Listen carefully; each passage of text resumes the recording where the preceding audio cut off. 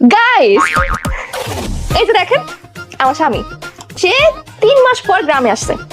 আসার পর আমার শাশুড়ি আম্মা এই যে সুন্দর করে যদি দেখা যায় যে তার হাতে কিন্তু এখন আমার কি লাউ ভাজি, এই যে আমার মা কিন্তু রান্না করেছে সবকিছু, শুধু ভাজি না আমার স্বামীর জন্য সে আজকে অনেক কিছু রান্না করেছে।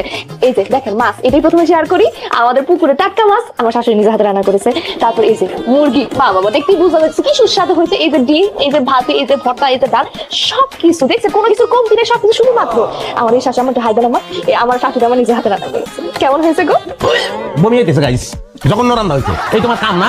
তোমার কথা বলি নাই, আমরা তো একটা চ্যানেল খুলছি, চ্যানেলের নাম দিছি মিতুস কিচেন। আমাদের রান্নাঘরে যা যা রান্না হয় প্রতিদিন সবকিছু আমরা গাইজদের সাথে শেয়ার করবো। চ্যানেলের নাম তোমার বৌমার মাথার চ্যানেল নষ্ট হয়ে গেছে। হসপিটালে আমি খবর নিতেছি, ভালো ডাক্তার আছে, ডাক্তার যাইতে পারে। বৌমাকে নিজে নিজে কাম করছে না। বৌমারে তো আমি আর তোর আপাই মিলে কইছি যে একটা চ্যানেল খুলো, চ্যানেল আগে কি রান্ধি কি বাড়ি কি খাই, আমি বৌমারে কাছে এইটাও ভিডিও করে দাও, মানুষ দেখবো আর মজা পাইবো। মাথা তো ফুল ফ্যামিলির খারাপ হয়ে গেছে, পুরাই তো নষ্ট হয়ে গেছে মাথা।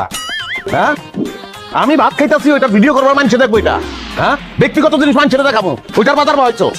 তুমি কই দাও, খাবা না? যাকে ভিডিও করে দেখাইতেছিল না, অগয় না খাও, আমি খাবো না। আবার খাওয়া রেখে যাইতো না।